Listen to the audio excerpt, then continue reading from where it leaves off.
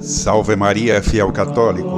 Eu sou Henrique Sebastião, editor do site O Fiel Católico há quase 18 anos e sou o autor da formação em Teologia Católica Tradicional pela Fraternidade Laical São Próspero. Hoje venho propor uma reflexão, junto convosco, sobre o assunto que considero o mais importante agora. Ao menos eu não vejo o assunto mais importante no momento presente do que este. Vejo com muita clareza que nós estamos vivendo um momento chave na história da Igreja e que vem se aproximando rápido, cada vez mais rápido, o momento em que essa cisão mal disfarçada entre luz e trevas no seio do rebanho de Cristo vai ficando mais e mais nítida. O abismo dessa separação vai se tornando cada vez mais profundo e muito em breve, a continuar assim, não será mais possível contorná-lo. A convivência entre esses opostos vai se tornando insuportável e algo realmente importante deve acontecer logo. Será impossível ao verdadeiro cristão católico continuar vivendo de aparências. Pela graça do bom Deus, cada vez mais sacerdotes, inclusive incentivados por apostolados leigos, sim, todos sabem do que eu estou falando, esses sacerdotes, cada vez mais numerosos, têm ajudado os fiéis comuns a entenderem a real gravidade da situação aberrante em que nós nos encontramos. Urge que uma grande massa de católicos de boa vontade, mas ainda perdidos, que custam a compreender a gravidade da crise, e especialmente as suas origens, que esses católicos despertem do seu longo sono e compreendam o seu importantíssimo papel para a restauração da Santa Igreja. Muitos não fazem ideia do quanto são importantes, do tamanho da responsabilidade que lhes cabe no meio desta crise. Rezemos, dizem muitos, e estão certos. As súplicas insistentes e honestas de católicos fiéis em estado de graça, podem sim mover Nosso Senhor a abreviar o sofrimento da Igreja. A intercessão dos santos, da Santíssima Virgem, claro, é nosso maior auxílio. Mas muitos ignoram que também podemos e devemos assumir, como cristãos católicos devotos, um papel mais ativo nesse momento dramático que estamos vivendo. A maioria ignora que o próprio catecismo promulgado em 1992, que está sendo motivo de tantos debates, tantas polêmicas, tantas disputas, tantas ofensas, esse mesmo documento garante aos fiéis católicos o direito e até lhes imputa o dever de manifestarem as suas opiniões e os seus anseios aos seus pastores, e não só aos pastores, como também publicamente aos outros leigos, em caso de necessidade. E eu não vejo como a necessidade da Igreja poderia ser maior do que esta que temos agora. É que lentamente as pessoas vão despertando e percebendo que alguma coisa está errada. Essa reação tarda, mas afinal, pela graça do bom Deus, vem chegando, vem acontecendo. Historicamente, ao contrário do que muitos pensam, mais do que somente rezar, exclusivamente rezar, os leigos sempre desempenharam um papel ativo e realmente fundamental na resolução das grandes crises da Igreja.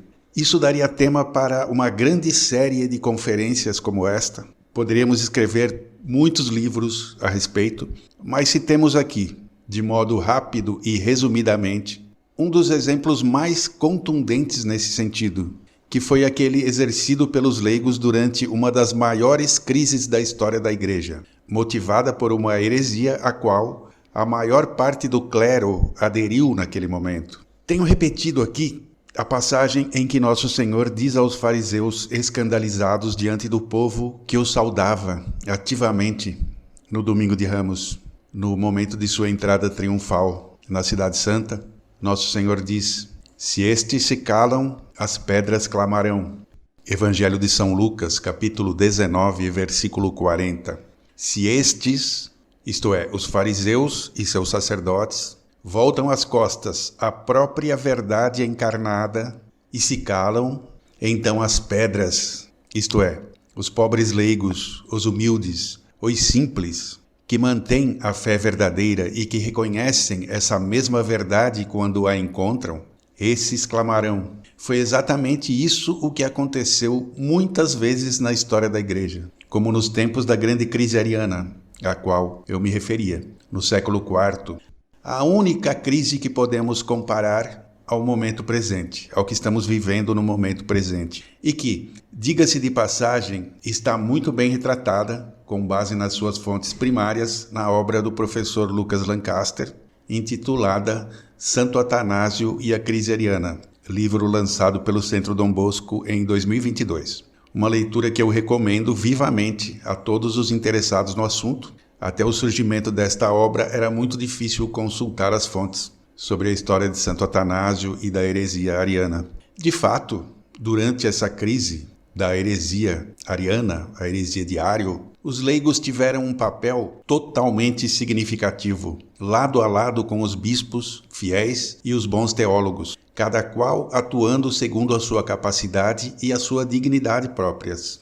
A participação dos leigos não foi só importante, foi crucial, foi fundamental em vários momentos importantes e contribuiu sim para a resolução, para a solução daquela crise. Especialmente em Alexandria, onde o apoio popular a Santo Atanásio e a verdadeira fé da Igreja fez grande diferença e como ficou registrado nos escritos do próprio Santo Atanásio e também de historiadores importantes como Sosomeno, Sócrates Escolástico e outros. Em Alexandria, os leigos, especialmente o povo comum, eram fortemente leais a Atanásio e à ortodoxia da doutrina, contra o arianismo, a heresia que graçava, que havia tomado conta das mentes dos sacerdotes, dos bispos, dos pastores. Não havia, na época, esse pensamento de não podemos falar mal dos bispos, ou leigo tem que obedecer, tem que ficar quieto em qualquer situação,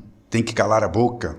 É o magistério, são os bispos que estão falando, cala a boca. Não havia esse pensamento que tristemente nós temos hoje. Os leigos frequentemente se opunham às decisões dos sínodos dominados pelos bispos hereges. Os arianos, que tentavam depor os bispos nicenos, isto é, os bispos católicos verdadeiros, fiéis ao que havia sido estabelecido no Concílio de Nicéia, e impor seus bispos arianos ou arianizantes, eram os pregadores dessa doutrina falsa. Essa resistência dos leigos era expressa por meio de protestos, petições e até ações diretas. Em várias cidades, os leigos apoiavam os bispos fiéis, injustamente exilados ou punidos, escondendo esses bispos e ajudando concretamente na manutenção da resistência contra a fortíssima influência ariana. Eles sustentavam esses bispos, ocultavam quando necessário e faziam muito mais.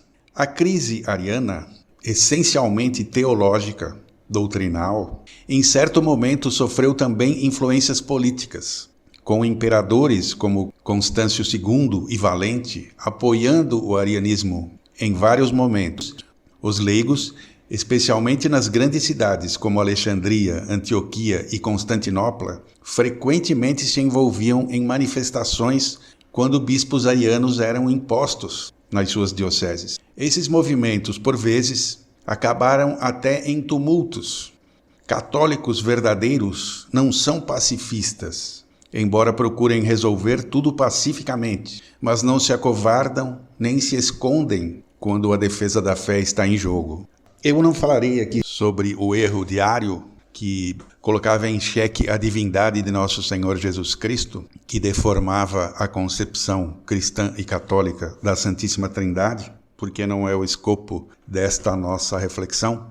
Acho que é um caso bem conhecido, mas resta saber que se tratava de uma heresia contaminando a Igreja, uma enfermidade no corpo da Igreja, porque a essa heresia aderiu a maior parte do clero, do alto clero, dos bispos. O Papa Libério foi ameaçado, foi perseguido, porque havia a interferência pesada do imperador na época, mas eu não quero entrar nessas questões, não quero me desviar aqui do foco da nossa reflexão, que é sobre a influência dos leigos, a importância do papel dos leigos, a importância fundamental, o quanto são importantes os leigos para a resolução das grandes crises na igreja.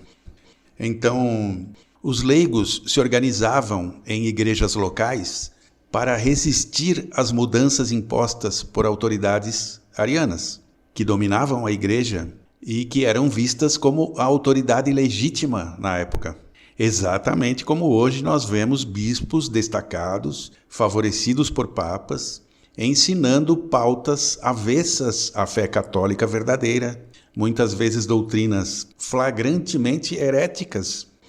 Em muitos casos documentados na época da crise ariana, os leigos se recusavam a participar de liturgias conduzidas por bispos arianos. Não assistiam suas missas e não aceitavam clérigos que rejeitassem o credo de Nicéia, o credo da igreja que nós rezamos até hoje. Em Alexandria, monges e ascetas, que muitas vezes eram leigos eles próprios, tinham forte influência sobre o povo e também lutavam, às vezes literalmente, ao lado de Santo Atanásio, ajudando a manter a resistência contra a heresia infiltrada no seio da igreja.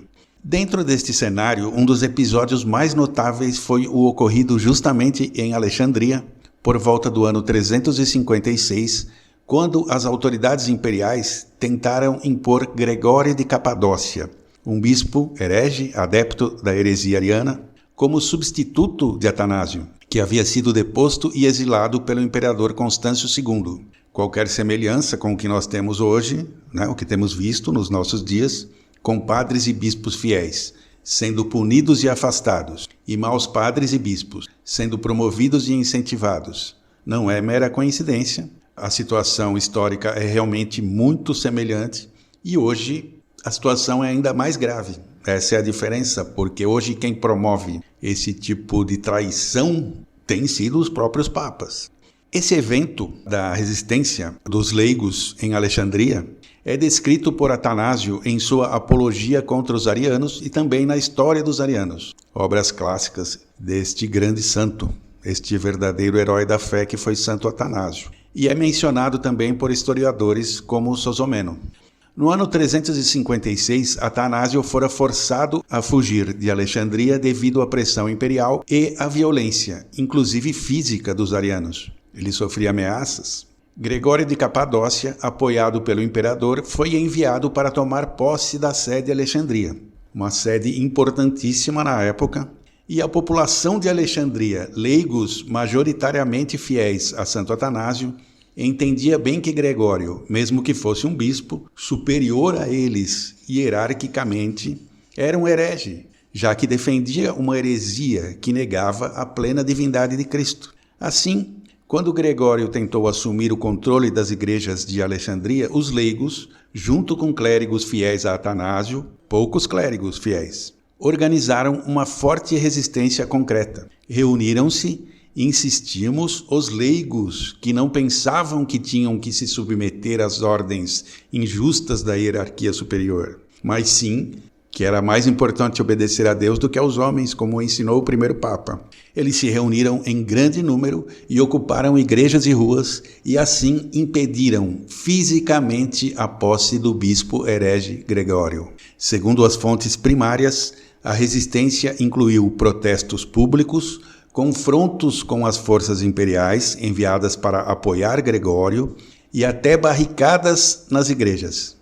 Infelizmente, a situação saiu de controle e escalou até a violência, com relatos de soldados e partidários arianos atacando os cristãos nicenos, os fiéis católicos, leais à tradição da igreja. Mesmo assim, os leigos mantiveram sua posição e um herege não pôde ser empossado por ação dos leigos. Essa situação faz lembrar aquela ocorrida recentemente com os leigos do Centro Dom Bosco que se colocaram em uma igreja para rezar o rosário, no Rio de Janeiro, durante uma celebração sacrílega, e foram violentamente enxotados, até fisicamente agredidos, inclusive com a participação do pároco.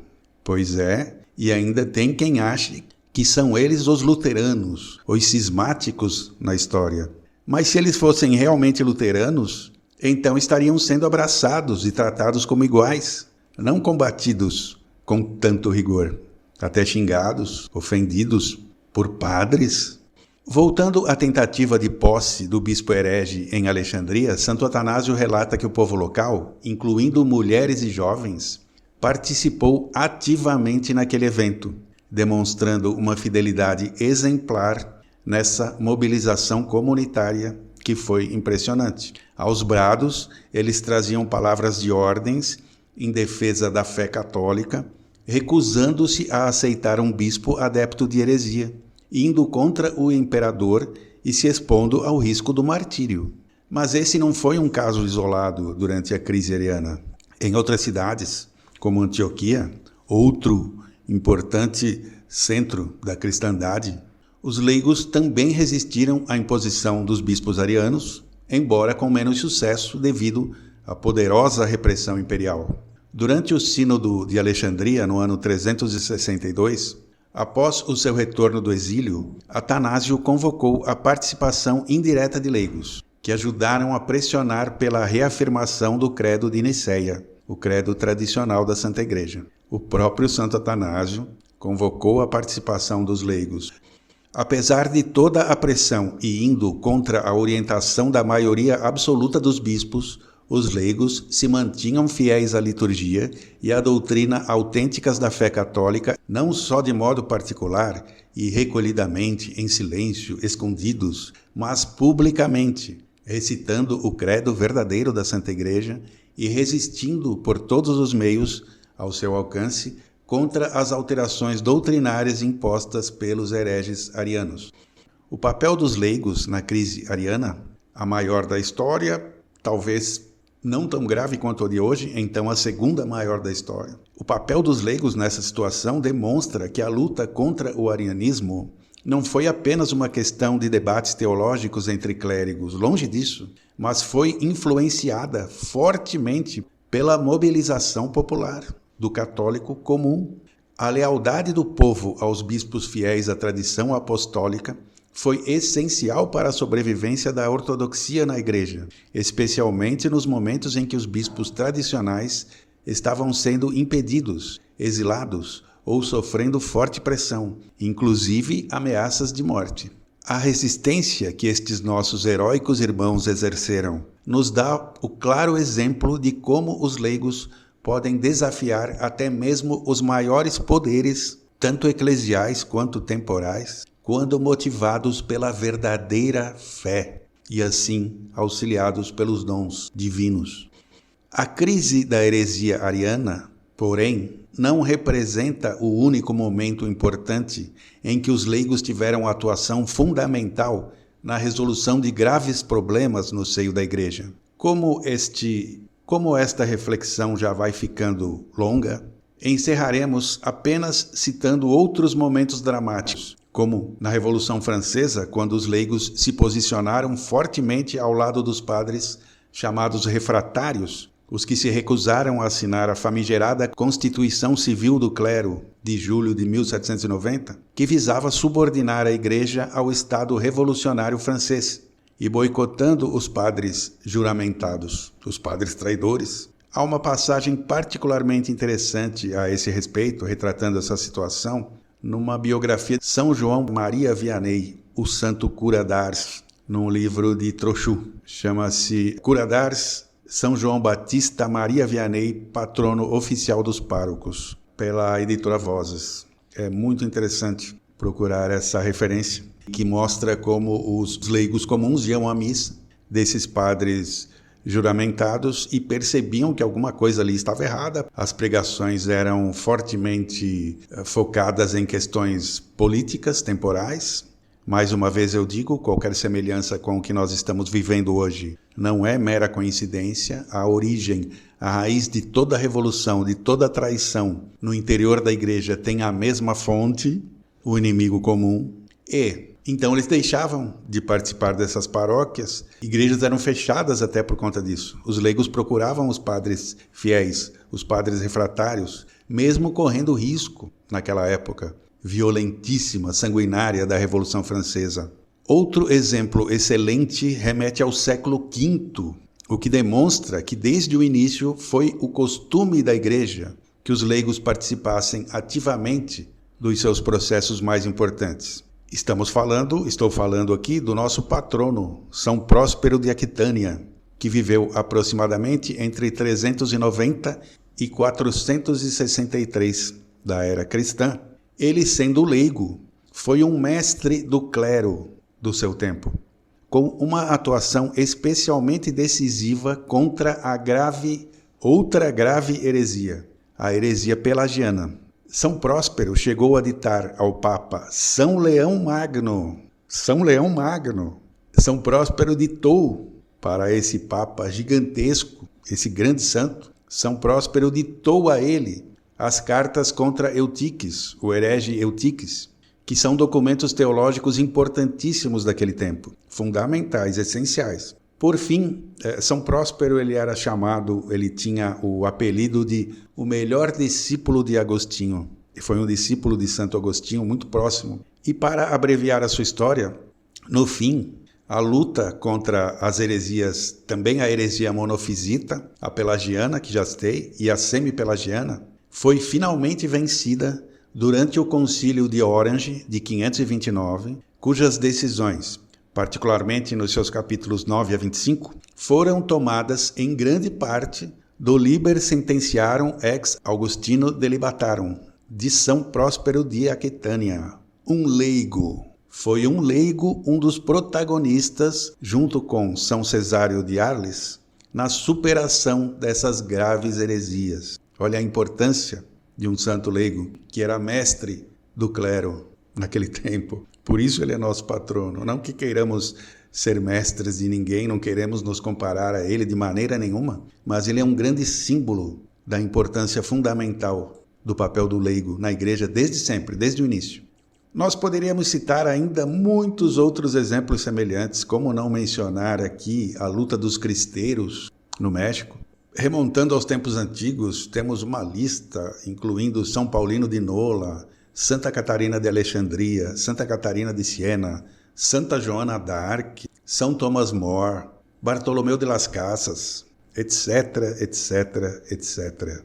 Fiel católico, lembre-se dessas lutas heróicas empreendidas por leigos fiéis e valorosos, antes de dizer coisas como calem a boca, vocês são apenas leigos, respeitem os bispos, ou somos leigos, só podemos rezar e mais nada. Ou ainda, não nos cabe criticar as decisões do Papa, dos bispos e outras coisas assim. Rezemos, sim, e trabalhemos. Ora et labora, lema beneditino.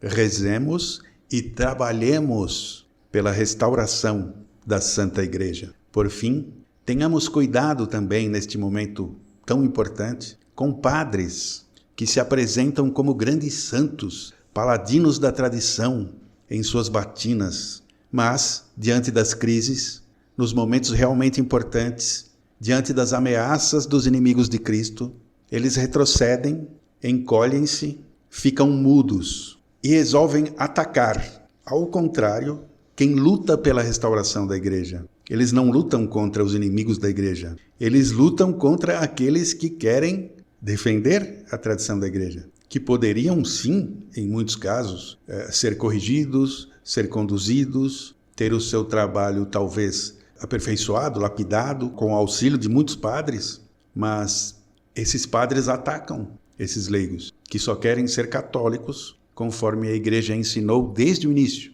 Eu me lembro de uma pregação de um desses padres muito popular, extremamente admirado, querido, eleito pelo católico médio como um verdadeiro poço de sabedoria, de fidelidade à tradição. Esse padre, em uma conferência, ele disse uma frase bastante marcante e muito verdadeira, por sinal. Ele disse que se a gente quer reconhecer qual é a índole qual é o verdadeiro propósito de determinado teólogo, de determinado sacerdote também.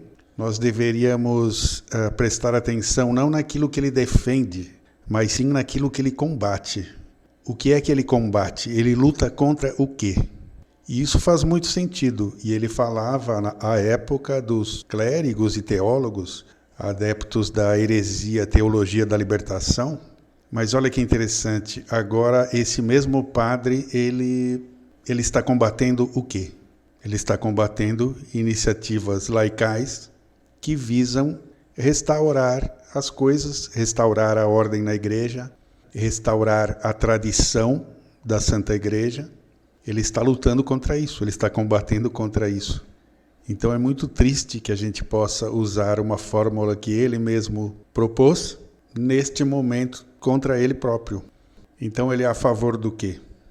Ele é a favor de um continuismo, ele tem uma proposta completamente ineficaz para resolver a crise, que é propor uma interpretação católica de doutrinas que não são católicas, que são anticatólicas, que estão instaladas no seio da igreja, pregadas por pastores infiéis.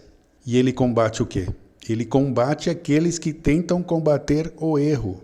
Poderia, talvez, propor correções, aperfeiçoamentos no trabalho de grupos leigos, sim, como sacerdote ele tem essa autoridade, esse poder, mas prefere simplesmente combatê-los, simplesmente manda calar a boca. Triste. Então, se esses padres, assim, de aparências, se calam, as pedras clamarão. Graças a Deus por isso.